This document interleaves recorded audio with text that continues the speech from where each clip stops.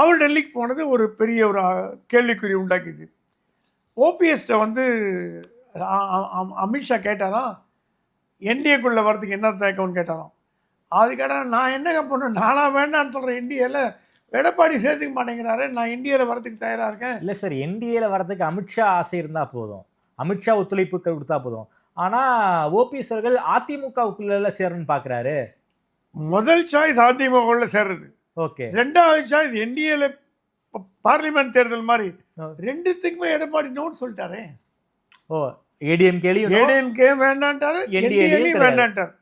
ஸ்ட்ரிக்டாக சொல்லிட்டாராம். Sengottaiyan, OPS, TTV Dinakaran, Sasikala இவங்களை பற்றி நீங்கள் பேசவே பேசாதீங்கன்னு சொல்லிட்டாராம். அதனால தான் இந்த மாதிரி சொன்னதுக்கு அப்புறம் தான் டிடிவி தினகரன் என்ன சொன்னாலும் பாருங்கள், எடப்பாடியை முதலமைச்சராக்குது என் வேலை இல்லைன்னு ஒரு ஸ்டேட்மெண்ட் விட்டார்.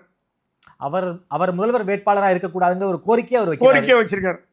அவர் முதல்வராக வேட்பாளராக இருக்கக்கூடாதுன்னு சொல்லிட்டு எப்படி டிடிவி வந்து என்டிஏல இருக்க முடியாதோ, அந்த மாதிரி எடப்பாடியை பகைத்து கொண்ட ஓபிஎஸும் என்டிஏல இருக்க முடியாதுன்னு தெரியும். அதாவது தமிழ்நாட்டில் என்டிஏவை பொறுத்த வரைக்கும் சுப்ரீம் பாஸ் எடப்பாடி பழனிசாமி. எடப்பாடி மட்டும்தான். எடப்பாடி பழனிசாமி சொல்லுவதா டெல்லி கேட்குறாங்களா? எடப்பாடி பழனிசாமி கூட்டணியில் இருக்கணும்னா எடப்பாடி சொல்றது கேட்டாகணும். ஓகே.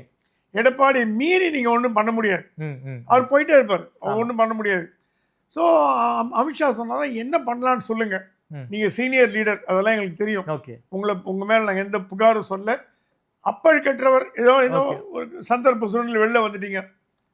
நாங்கள் எடப்பாடிகிட்ட பேசி பார்த்துட்டோம், எடப்பாடி இறங்கி வரதா இல்லை, நோன்ட்டாரு. அமித்ஷாவே சொன்னாராம், வி ட்ரைட் அவர் பெஸ்ட் ஓபிஎஸ்ஜி, இதுக்கு மேலே எங்களால் ட்ரை பண்ண முடியல, சென்னைக்கு வரேன் அடுத்த வாரம், எடப்பாடி சந்திக்க போகிறேன், ஓகே உங்களை என்டிஏலையாவது வச்சுக்கலாமான்னு கேட்டு பார்க்குறேன், நீங்கள் கேம்பெயின்லாம் ஒன்றும் பண்ண வேண்டாம்.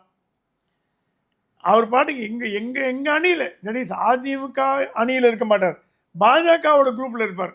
அப்படின்னா தாமரையில் போட்டி போட போகிறார். தாமரையில் போட்டி போடுறதுக்கு வாய்ப்பு இருக்குது, ஓகே, இல்லைன்னு சொல்ல முடியாது. ஆனால் எடப்பாடி அவர் எம்எல்ஏ ஆகக்கூடாதுங்கிறாரு, அவர் எம்எல்ஏ ஆகக்கூடாது அப்படின்னு எடப்பாடி சொல்லும் பொழுது ஓகே, எப்படி பிஜேபி அதை மீறும்?